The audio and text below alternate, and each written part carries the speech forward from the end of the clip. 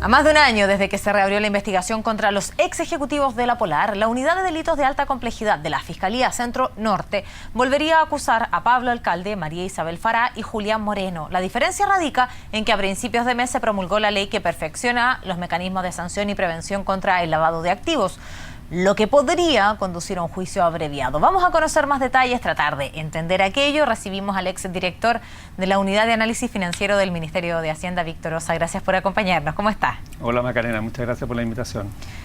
Antes de hablar y hacer el cruce con el caso La Polar, yo quisiera preguntarles cuáles son, en aspectos generales, la necesidad que existía para modificar y perfeccionar esta llamada ley de activos, que no era modificada hace muchos años por lo demás. Sí, bueno, esta es una historia bien larga que nace, yo diría, a fines de los 80, cuando los gobiernos de los países se dan cuenta de que para combatir el narcotráfico tienen que apuntar al dinero que produce ese negocio, digamos. Y es así como el año 88 las Naciones Unidas hace que los países firmen la Convención de Naciones Unidas contra el narcotráfico, y ahí es por primera vez en que los países se comprometen a tipificar como delito el lavado de activos. Entonces el lavado de activos lo que persigue es prevenir el narcotráfico, más que prevenir el lavado de activos per se. Entonces, con ese espíritu estamos hablando del año 88, se tipifica como el delito para finalmente combatir el narcotráfico por el dinero que produce. Exactamente. Ahí avanzamos entonces en la historia. Y así en Chile, el año 95, se tipifica por primera vez el lavado de activos cuando esos activos provienen de narcotráfico. De hecho, esa tipificación está contenida dentro de la ley de drogas de esa época. Años después, el año 2000, hay una segunda convención de Naciones Unidas en que dice, bueno, el dinero sucio no solo viene del narcotráfico, sino que de una serie de otros delitos. Y entonces dice, bueno, incorporemos más delitos. Y así el año 2003, a fines del 2003, Chile saca la ley 19913, que es la que incorpora otros delitos y crea la Unidad de Análisis Financiero. El tema de las sanciones que tú preguntabas tiene que ver con que cuando se tipificó por primera vez el delito era porque provenía de narcotráfico. El 96. El año 95. Las sanciones por narcotráfico eran de entre 5 y 15 años. Por lo tanto, las sanciones por lavado de activos eran también entre 5 y 15 años. Cuando se modificó el año 2003 la ley, se conservó ese tipo de sanciones, vale decir, entre 5 y 15 años, pero se incorporaron nuevos delitos que tenían unas sanciones mucho menores. Entonces resultaba absurdo condenar a alguien por un delito como, por ejemplo, soborno o cohecho, que tiene una sanción entre 3 y 5 años. Igualado en este caso. Que es el delito que queremos combatir, claro, y darle una sanción mayor por ocultar el dinero que le produjo ese delito principal. Y esa es la razón por la cual lo que había ocurrido en la práctica... Yo sé lo que se habla del delito de base. El delito precedente o el delito base. Y lo que ocurrió en la práctica es que a los jueces les costaba mucho aplicar una sanción mayor por el delito secundario, por decirlo de alguna forma, que por el delito principal, que era el delito de narcotráfico o de cohecho o de lo que fuera. Y es por eso que se incorporó dentro de esta modificación una cota para las penas, en términos de que la pena máxima no puede superar a la pena que hay por el delito precedente. Que es el delito de base. ¿Eso cuándo entra en vigencia? ¿Usted avanzaba ya en la historia? No, eso es la modificación que viene ahora. La modificación que viene claro. ahora. Y eso entonces lo que permitiría, y ahora vamos a hacer el cruce con el caso La Polar, y eso es lo que eventualmente podría permitir un juicio abreviado, entendiendo que el delito de base tiene menor pena que con la modificación anterior. Efectivamente, yo no conozco los detalles de la carpeta investigativa, sin embargo, por lo que he leído en la prensa, de lo que se acusa principalmente es de infracciones a las leyes de mercado de valores. Exacto. Básicamente por falsear información tanto como a la superintendencia como a las bolsas de valores y al público. Ese delito, contemplado en la ley de valores, tiene una pena muchísimo menor que 5 años. Incluso si uno le aplica atenuante y cosas, podrían tener penas de 60 días o de ese orden, digamos, porque va entre 541 días y 3 años. Entonces, desde ese punto de vista, cuando se analiza, ¿cierto?, y se hace imperativo poder modificar la ley de activos, usted hizo una revisión histórica muy clara de cómo se inicia y por qué tenía las penas que tenía el primer delito de base, que esto es del año 95, y cómo se modifica a lo largo del tiempo. ¿Había alguna, en el momento que se elabora esta normativa, alguna conocimiento, conciencia de que si esto se modificaría, este caso que ha sido bullado y reconocido hace mucho tiempo, iba a impactar de esta manera, si es que está la posibilidad del juicio abreviado o al menos de rebajar la pena, porque en este caso el delito de base así lo contempla? Mira, Macarena, lo que ocurre es que la ley original de antilavado chilena del año 2003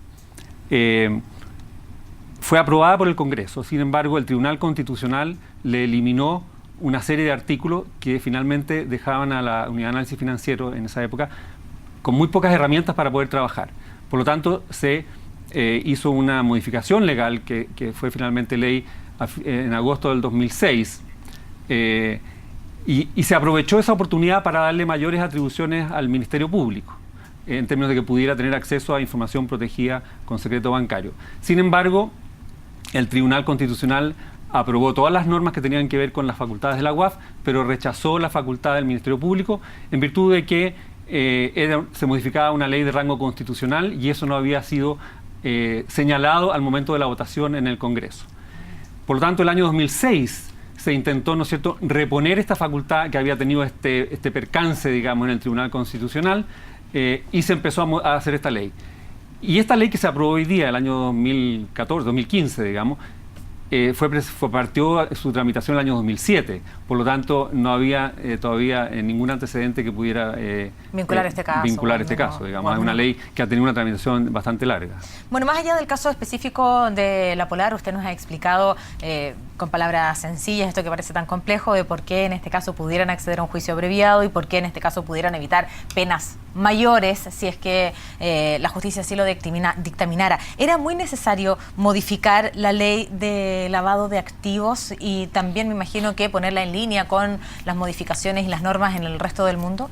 Bueno, hay varias modificaciones que apuntan a perfeccionar el sistema, digamos, que le dan más facultades a la UAF, hay varias cosas que son más o menos técnicas.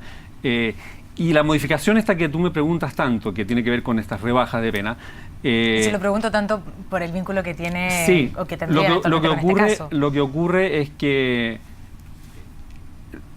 en la práctica los jueces no estaban aplicando las condenas por lavado activo, dado que los delitos base las penas por el delito base eran menores. Entonces, en Chile, a pesar de que tenemos una ley de lavado activo ya por 20 años, hay muy pocas condenas por lavado activo, digamos.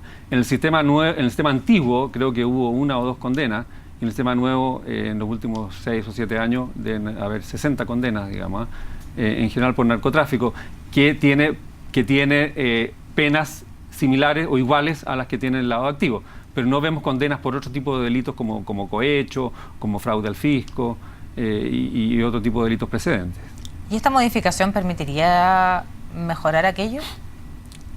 Bueno, eso es un resorte de los tribunales de justicia, la verdad. La intención es que facilite la aplicación de condenas por lavado activo en base a que no resulta lógico que a alguien lo condenen por cohecho a 2 años o a 3 años y le digan, sí, pero la plata que usted ganó, como la ocultó, tiene una sanción de 5 años, digamos.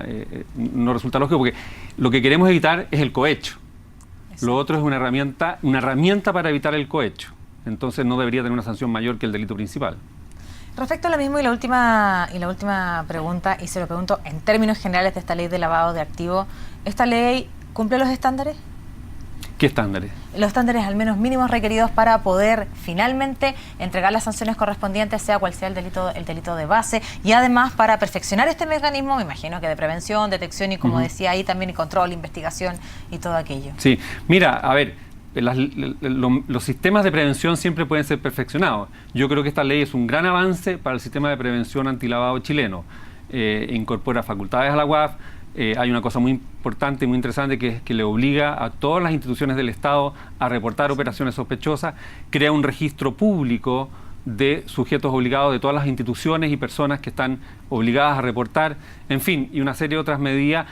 Disminuye el umbral de reporte de operaciones en efectivo, que antes era del orden de $18.000 y ahora lo lleva al estándar internacional que es de $10.000.